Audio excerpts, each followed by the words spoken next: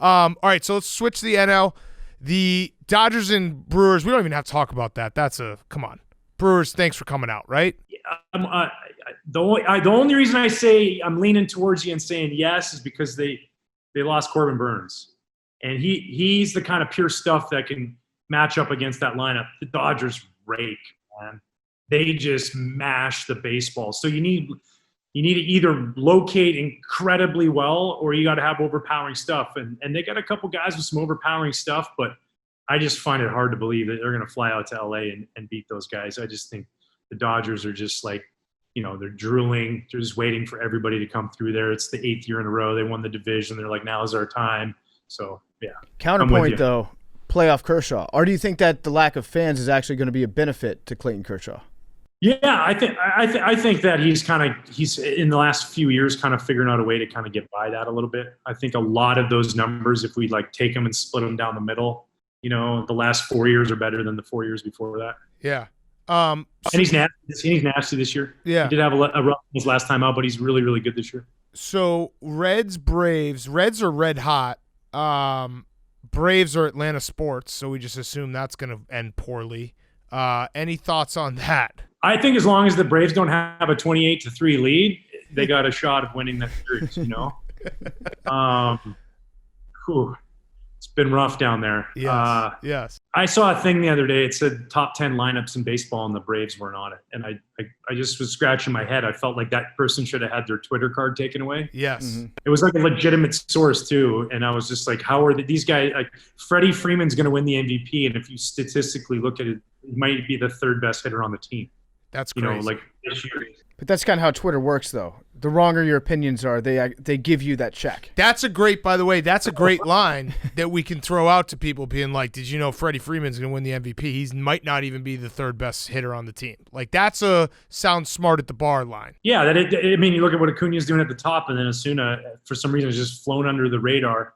I think I saw something, they hit more home runs in September than – who was it? Hit 51 during the season. Was it the Nationals? They hit more home runs than one team hit in the whole year in 1 month. Damn. So they're firing on all cylinders. I know that the Reds got good pitching, and they got Trevor Bauer is going to be, he's going to be strutting it off the mound. So I'm actually is any series out there? I'm just excited for that one because you got hot Reds team, who Joey Votto had probably the quote of quotes. That was pretty awesome to watch him say that.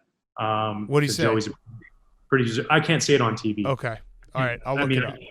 We're on a podcast, though, so you can say it here. They asked on you can say anything? Yeah, you can say anything. He said something about, yeah. He said something about them being there, but he used an explicit. I was bleeped out on PBS. I was watching it. Okay.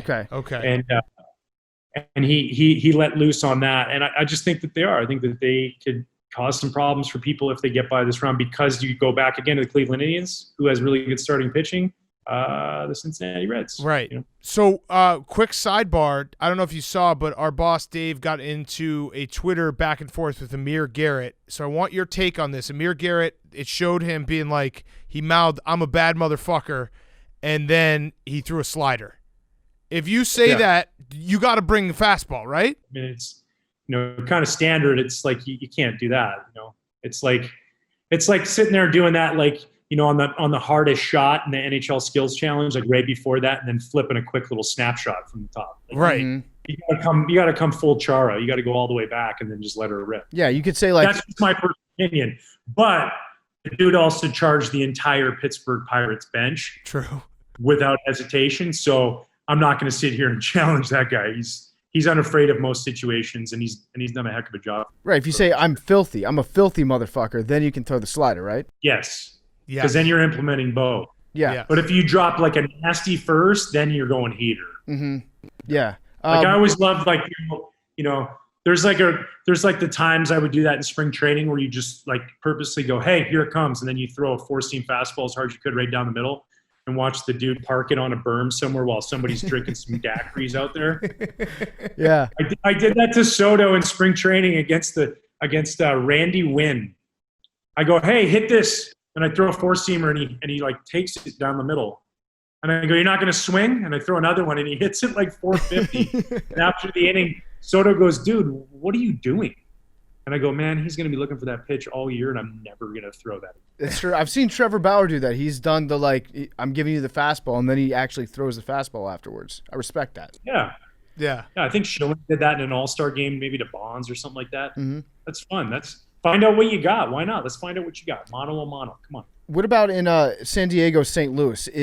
If Fernando Tatis does a bat flip like he's capable of, do you think that all Cardinals fans will spontaneously just burst into flames and they'll all write letters to the editor?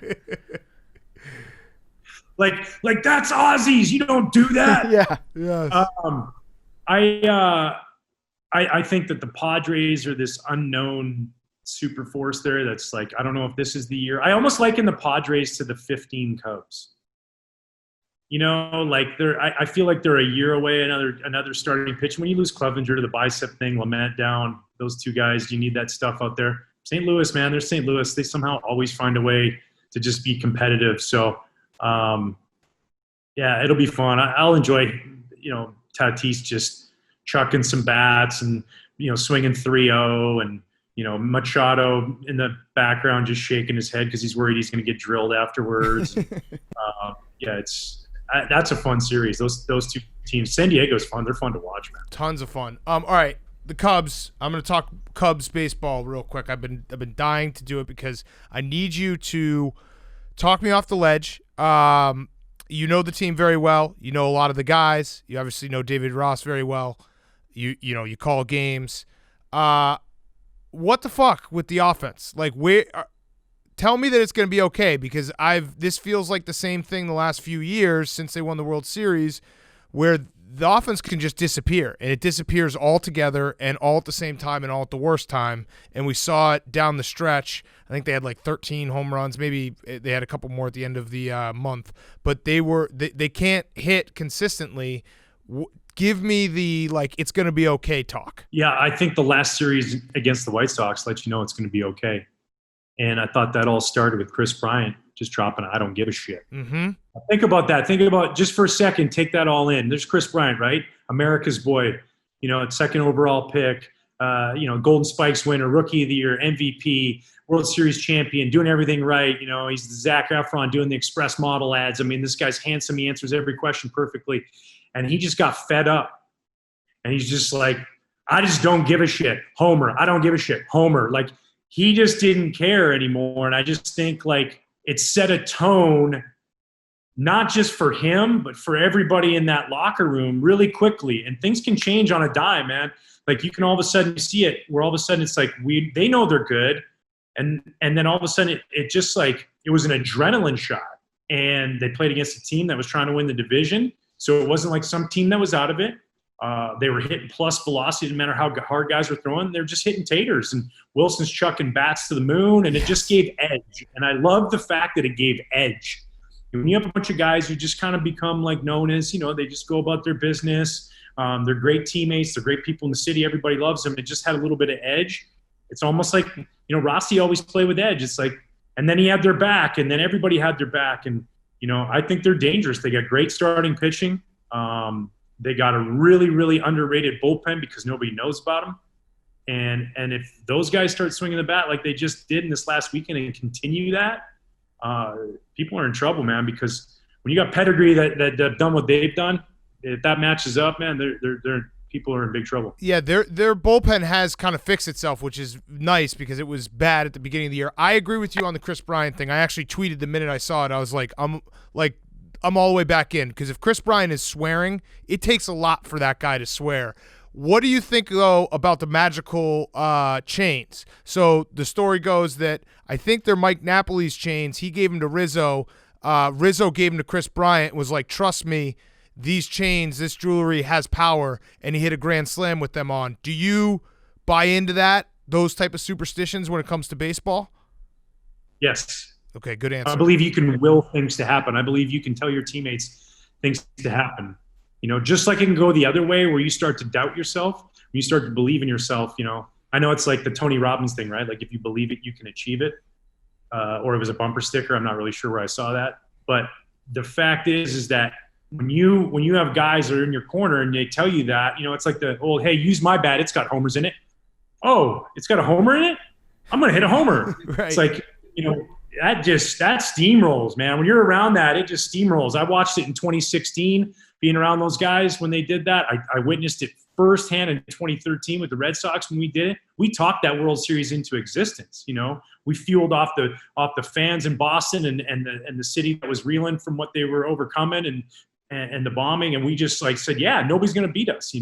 We're rolling into the hotel in Baltimore at 3:30 in the morning, and Pedroia is yelling at Buck Showalter, like, good try, Showalter. It's not going to work with the night game, day game tomorrow. You can't get us.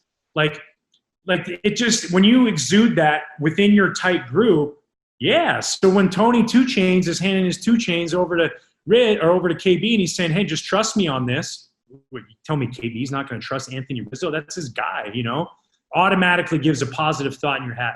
And the more you get those positive thoughts, the more good things happen. Then you reinforce it with a tater that like lands on the Edens. Come on, man. Mm-hmm. Like it's good stuff. It's really, really good stuff. And then what you do is you give them to somebody else and you share the wealth. Somebody else needs it for a second here. Here, you go deep. You wear the chains. Your turn. I would love for them to just pass it off hitter to hitter and just be like in mid-game. Right at home plate, as you come across home plate, just take it off and put it on the other guy. Yes. Yeah, and then once a guy strikes out on it, that guy has to wear it until he hits a home run. Now it's back in good luck. Yes. Yeah. Yes. You never hand it off on a bad streak. It reminds me of that one postseason that the fighting necklaces all showed up all at once. Yeah. And that worked. That worked. Players that wore those necklaces for some reason were all over my TV in the championship and in the World Series. Were you around when those first came out? Remember the ropes? Around, yeah. Were you like, what the hell? How come everyone got these at the same time? Yeah, and then we didn't get them at first because I was playing with the Marlins. Like we got everything, like we were like the minor league team, like the big league teams like filed all that in a box and we got it the following year. We were wearing puka shells instead because of Millar. He's like, here, wear these. They're just like the fight necklaces. Only they weigh way more and they cut your neck every pitch you throw. But hey, I threw a shutout with one of them on, so it was good. There you go. So I feel better about the Cubs after what you just said. I were you surprised at all that Hendricks is pitching game 1 and not you, Darvish? No, I think that given Kyle's track record, I know Hughes, in my opinion, should be the Cy Young Award winner this year. And he's pitched great. Kyle's pitched just a tick below that. I mean, the guy threw a shutout on opening day. He pitched strong all the way through every time they needed him. He's pitched in Game 7 of the World Series, started that.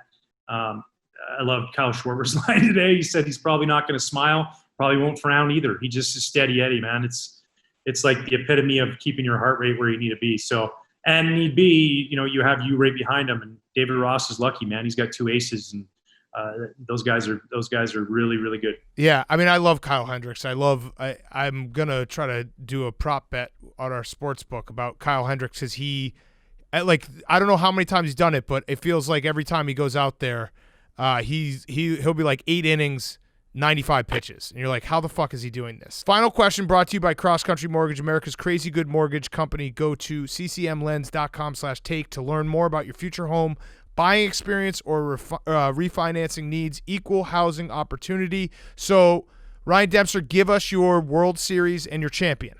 All right, here it is. The World Series coming from the National League is going to be the Chicago Cubs. Mm-hmm. And coming from the American League is going to be the Oakland A's. Oh. And who's going to win? Yeah. And I'm going to go with the Cubs in 6. Okay. Like it. All right. Is there an asterisk because of the season? Not if the Cubs win. Not if the Cubs win. Not if the Cubs win. If the Cubs win, then it's not an asterisk. Are the Marlins? I'll give it to the Marlins just so we can keep that storyline going of every time the Marlins get into the playoffs, they win the World Series. Mm-hmm. But that was the Florida Marlins, the Miami Marlins. It's different, right? So good point. You don't have the statue. You don't have the fish. Logo is changed. Team name changed.